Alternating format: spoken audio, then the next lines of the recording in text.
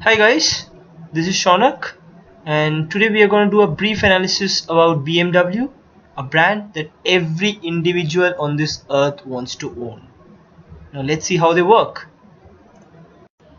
This logo on your right, the checkered design in blue and white, is the most recognizable logo in the world, and it symbolizes the colors of Free State of Bavaria, where the headquarters of BMW is located. And this slide will give you a fair idea about how BMW has done over all these 100 years, starting from its production to its profit. People generally perceive BMW to be a sports car or an SUV, but yes, meet Dixie.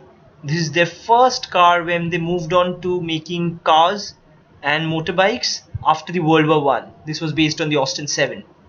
Everyone here would agree to this fact that owning a BMW is no less than an achievement in today's world, and the amount of satisfaction it brings with it is incomparable. I have a few examples to prove my point. Let's see. These two gentlemen on your screen are one of the most well-known faces on earth, and their love for the brand BMW is not hidden. Thus, this only goes on to show the amazing brand value that BMW has created for itself.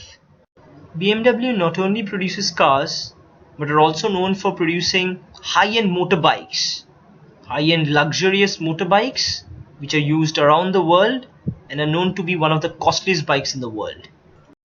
The infamous recession of 2008 and 2009 affected BMW like all other industries, including automobile industries as well.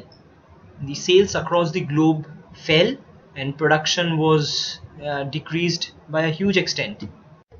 Well, these are a few figures which show how BMW sales and revenues were hit during that period of time in 2008 and 2009. Let us answer a few questions before we move forward. The whole world knows about BMW's selective target marketing, but what are the pros and cons to it? Has it done well over the years, or where could it improve? There are always advantages and disadvantages to a marketing strategy.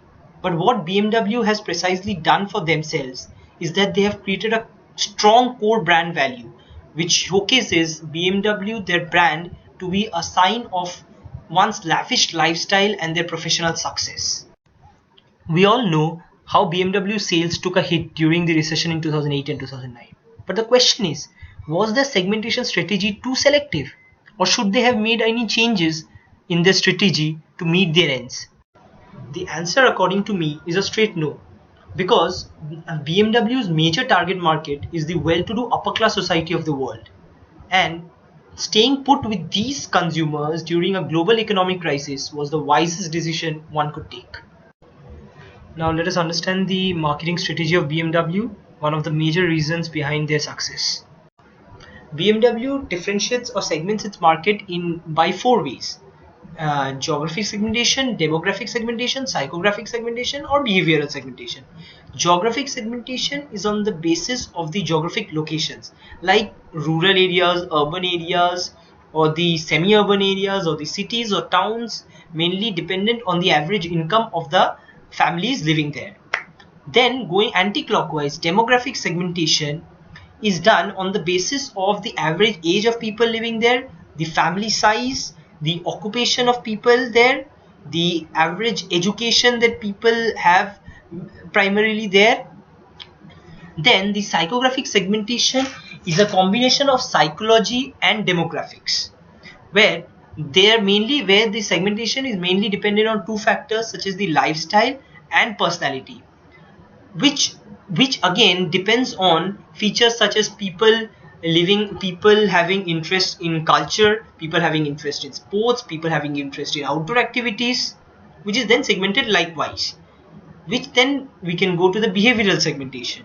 Behavioral segmentation depends on the needs or the benefits or the occasional needs or the usage of those people living there, and the people living in those regions. Like people who live in urban areas generally do need cars, but whereas people living in rural areas having an income above the average income of that region generally do not need cars. So likewise, the segmentation is done according to the requirements. These are a few of the many sponsorship deals that BMW has cracked over the years. which only shows how vibrant they have been with the marketing campaign.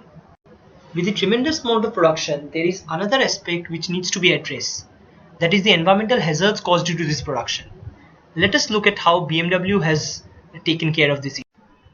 BMW's success story is not only based on the unimaginable production of cars and bikes, but also on the greener outlook they have towards the environment, which is why they have been the industry leaders in controlling the environmental hazards in all these 100 years.